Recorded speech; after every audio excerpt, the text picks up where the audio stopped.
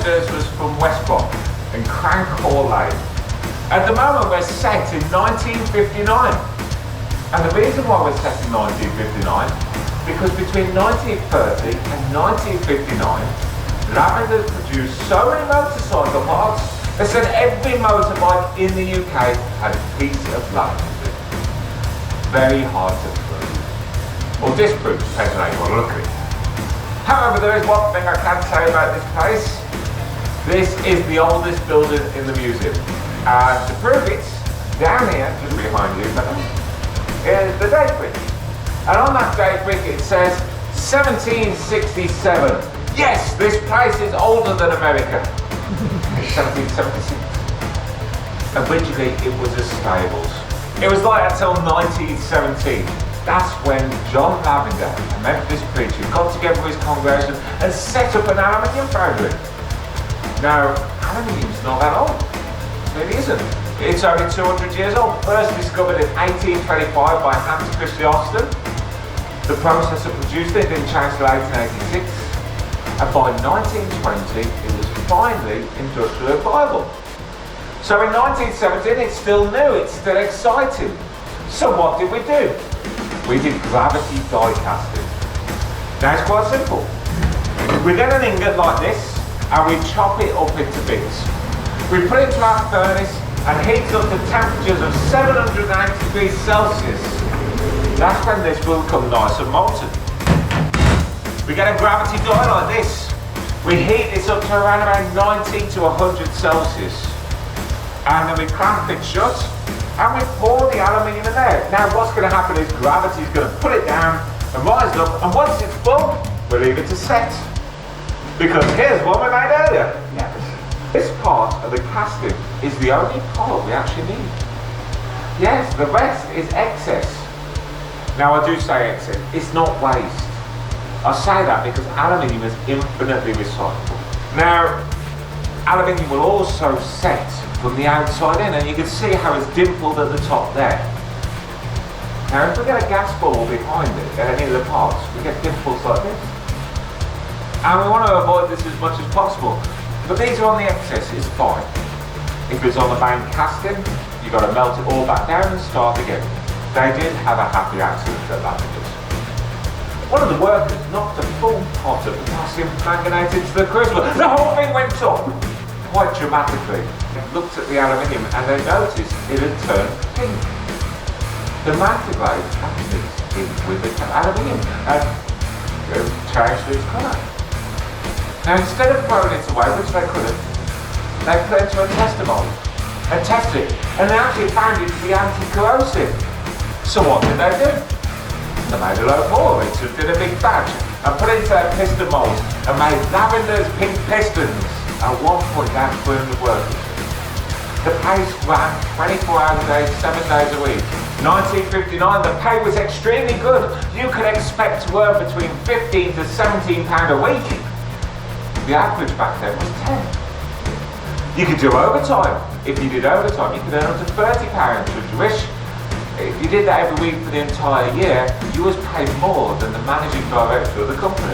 So as you can see, he's got his protective gear on, he's got his visor, his flyproof suit, his steel toe caps and his gloves there. The exits are here, here and here. But in 1959 he wouldn't be wearing any of that, so he'd be stood there in jeans and a t-shirt, maybe a pair of flares and his flip-flops because it would be really, really hot in here, and also health and safety is diseases.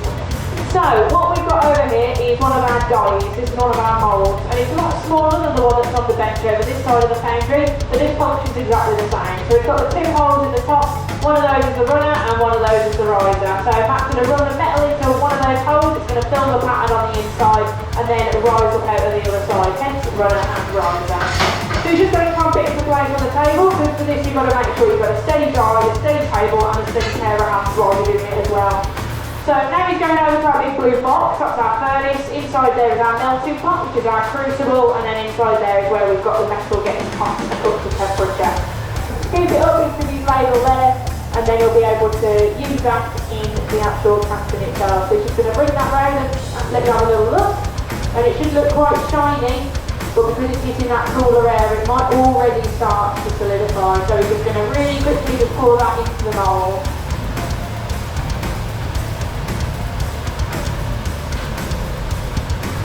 There you go, I think you're quite happy with that one. Now, it's the exciting part. And what's inside the box? It's like getting a present. We don't know what's inside. Now, while that happens, I'm going to tell you a bit more about Lavenders. Now, they didn't just do motorbike parts. No, they did other things as well. They even made parts for a company called British Seagull. Yes, these made lightweight outboard motors. So I think this is cooled down enough now. So here we go. And there you go, you can see exactly what's happened. It's gone down straight into that, filled out and just popped out there, and then it started to solidify. So that's when I stopped because I knew it was coming out the top. So now we'll demould it. It's just still a bit warm. And sometimes it's easy to come out, sometimes it's not. All depends. This one is playing up. There we go. There we go, pop this bit out. Now the middle part is always one awkward one, so I have to use the persuader. There we go. And there you go, the cog. This will make an absolutely awful cog, because it's still got the buttons and wires on. So we have to remove them. Now if it was something like this, you'll get one of the bandsawers. To get it on the bandsaw and chop off the extra parts. But it's a bit excessive for this, so I'm just going to use 2 snips. And just pop it off, like so. Now this would make an awful cog. It's still got bits, so the cog's not fitted. So this is the excess. So this is where you pass the cost to the ladies. In any case, you'll find the women on the barrier door shelf. But cool. Is over here, the fettling station.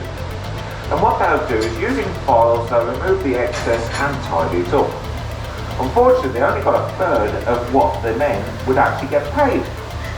Now, Lavenders also produced other goods as well for other companies. They did build components for Black & Decker, tie binder parts for IBM.